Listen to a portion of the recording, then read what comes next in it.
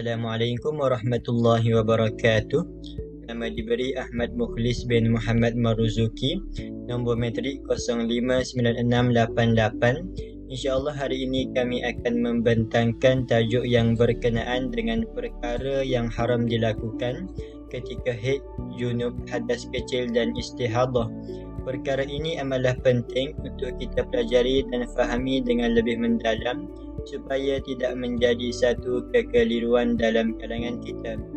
Okey, baiklah. Kita akan mulakan dengan isi yang pertama, iaitu berkenaan dengan haid dan nifas. Bismillahirrahmanirrahim. Assalamualaikum warahmatullahi wabarakatuh. Nama Muhammad Aliuddin Aiman bin Muhammad Nazri. Nombor metrik 061816. Baiklah, saya akan menyelarakan beberapa perkara yang haram dilakukan ketika haid dan nifas. Yang pertama, menunaikan solat fardu dan perkara sunat padanya. Yang kedua, bertawaf di Kaabah dan perkara sunat padanya. Yang ketiga, berpuasa dan perkara sunat padanya. Yang keempat, membaca Al-Quran. Yang kelima, memegang Al-Quran.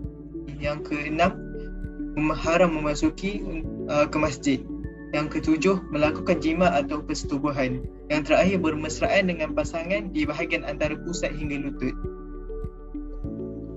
Assalamualaikum warahmatullahi wabarakatuh. Saya 061856 Muhammad Ikhwanuddin bin Nasri. InsyaAllah saya akan menyambung perbantangan perkara yang dilarang ketika berjunub. Yang pertama, menunaikan solat fardu dan perkara sunat padanya. Yang kedua, bertawaf di Kaabah dan perkara sunat padanya. Yang ketiga dan yang keempat, iaitu memegang Al-Quran atau membaca Al-Quran. Allah Subhanahu Wa Taala berfirman yang bermaksud tidak menyentuhnya kecuali orang-orang yang disucikan. Dalam surah Waqiah ayat 79.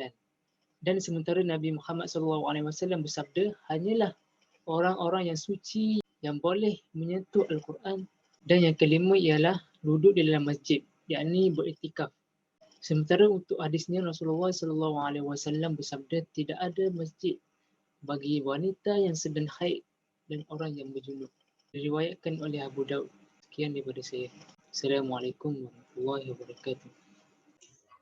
Bismillahirrahmanirrahim. Assalamualaikum warahmatullahi wabarakatuh. Nama saya Muhammad Danish Farhan bin Muhammad Faizal. Nombor matrik 061826. Baiklah, saya akan meneruskan lagi pada perbahasan kita, iaitu perkara yang haram dilakukan ketika hadas kecil. Seperti yang kita dapat lihat, 3 perkara yang haram kita lakukan dalam keadaan kita hadas kecil. Yang pertama, menunaikan solat fardu dan perkara sunat padanya, ataupun menunaikan solat fardu dan solat sunat. Hal ini kerana syarat untuk sahnya satu-satu solat yang kita lakukan itu adalah bersih dan juga suci daripada hadas, sama ada hadas kecil ataupun hadas besar. Ini bertepatan dengan sabda Nabi SAW yang diriwayatkan oleh Imam Muslim, iaitu la tuqbalus salata bi ghairi tuhurin.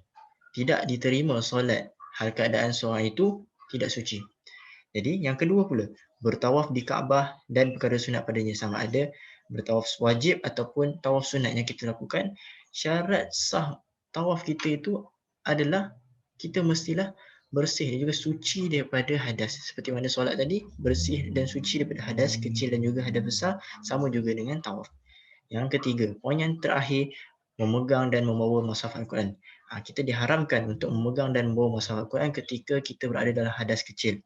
Hal ini kerana bertepatan dengan firman Allah Subhanahu Wa Taala dalam Quran Al-Karim, iaitu a'udzubillahi minasyaitonirrajim, la yamassuhu illal mutahharun. Kita mestilah berada dalam keadaan suci dan juga bersih untuk kita memegang mushaf Al-Quran itu. Bahkan kulit tidak dibenarkan untuk kita pegang ketika kita berada dalam hadas kecil. Itu saja daripada saya. Assalamualaikum. Terima kasih. Assalamualaikum warahmatullahi wabarakatuh. Nama saya Ahmad Iqbal bin Abdul Aziz, nombor metrik 061879. Saya akan membentangkan cara solat bagi wanita istihadah dan daim hadas. Yang pertama ialah membasuh faraj, iaitu kemaluan dengan sesuci yang mungkin.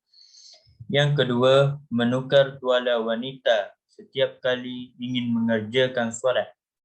Yang ketiga, satu wuduk hanya untuk satu solat fardu sahaja dan beberapa perkara sunat yang lain. Dan yang terakhir pula ialah menyegerakan solat dan tidak melengah-lengahkannya.